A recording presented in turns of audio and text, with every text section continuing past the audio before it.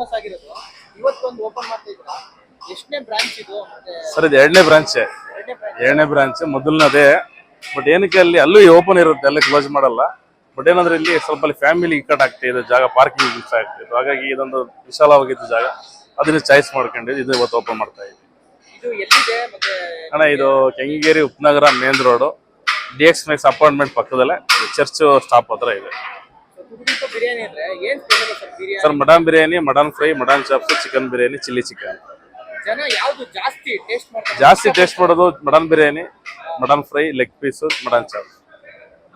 ಅದೇ ನೀವು ಹೇಳ್ತಾ ಇದ್ದೀವಿ ದರ್ಶನ್ ಸರ್ ಒಂದು ಅವರು ದುಡ್ಡು ಕೊಟ್ಟು ಶುರು ಮಾಡಿಸಿದ್ದು ಅನ್ನೋದು, ಅವರು ಕೂಡ ಸ್ಟಾರ್ಟಿಂಗ್ ಇಲ್ಲ ನಾನು ಕಷ್ಟದಲ್ಲಿದ್ದಾಗ ಅಲ್ಲಿ ಹೆಲ್ಪ್ ಅಂತ ಕೇಳ್ಕೊಂಡು ಹೋದಾಗ ಏನ್ ಕೆಲಸ ಮಾಡಿದೆ ಅಂತ ಕೇಳಿದ್ರೆ ನನಗೆ ಹೋಟ್ಲು ಡಿಪಾರ್ಟ್ಮೆಂಟ್ ಒಂದು ಹೋಟ್ಲೆ ಮಾಡೋದಾಗ ಆ ಚಿಕ್ಕದಾಗಿ ಬೆಳ್ಕೊಂಡ್ ಬಂದಿದೆ. ಎಷ್ಟು ಶುರು ಮಾಡಿ ಸರ್ ನೀವು ಫಸ್ಟ್ ಬ್ರಾಂಚ್? 6 ವರ್ಷ ಆಯ್ತು ಮಾಡಿ, 6 ವರ್ಷ ಆಯ್ತು.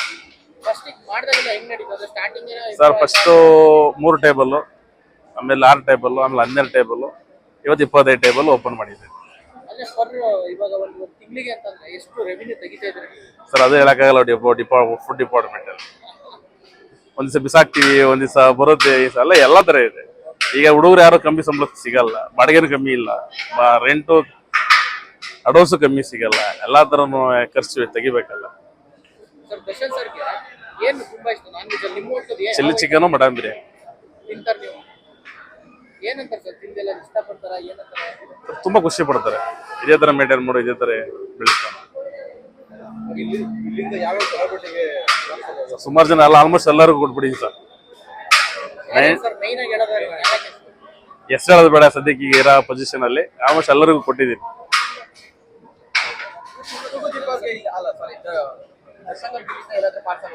ವಾರದಲ್ಲಿ 3 ದಿವಸ ಹೋಗುತ್ತೆ, ವಾರದಲ್ಲಿ 3-2 ಹೋಗುತ್ತೆ. ಸದ್ಯಕ್ಕೆ ಈಗ ಎಲ್ಲ ಬೇಡ. ಈಗ ತೂಗುದೀಪ ಅಂತ ಹೆಸರು ಇಟ್ಬಿಟ್ಟು ಅವ್ರು ಏನೇನೋ ಅವ್ರ ಇಷ್ಟ ಬಂದ ಕಮೆಂಟ್ಸ್ ಹಾಕ್ತಾರೆ, ಅದು ಇಷ್ಟ ಆಗಲ್ಲ, ಬೇಡ.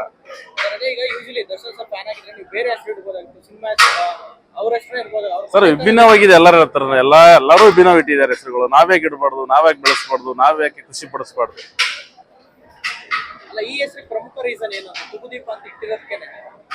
ನಮ್ದು ವಿಭಿನ್ನವಾಗಿರ್ಲಿ, ಜನ ವಿಭಿನ್ನವಾಗಿ ನೋಡ್ಲಿ ಅನ್ನೋದೇ ವಿಶೇಷ. ಸರ್ ಬೆಂಗಳೂರಲ್ಲಿ ಸಿಕ್ಕಾಪಟ್ಟೆ ಬಿರಿಯಾನಿ ಹೋಟ್ಲುಗಳಿದಾವಲ್ಲ, ಕಾಂಪಿಟೇಷನ್ ಅದು ಹೆಂಗ್ ಅನ್ಸುತ್ತೆ ನಿಮಗೆ? ಅಥವಾ ನಾವು ಚಿಕ್ಕವರು ಕಾಂಪಿಟೇಟರ್ ಕೊಡೋರು ದೊಡ್ಡವರಲ್ಲ. ನಮ್ಮ ಪಡಿಗೆ ನಾವಾಯ್ತು, ನಮ್ಮ ಹೋಟ್ಲ್ ಆಯ್ತು, ನಮ್ಮ ಆ ರೇಂಜಲ್ಲಿ ನಾವಿದ್ದೀವಿ. ಕಾಂಪಿಟೇಟರ್ ನಾವಲ್ಲ, ಕಾಂಪಿಟೇಷನ್ ಕೊಡೋಕ್ಕೂ ನಮ್ಗೆ ಆ ಶಕ್ತಿ ಭಗವದ್ಗೀತೆ ಕೊಟ್ಟಿಲ್ಲ. Thank you sir.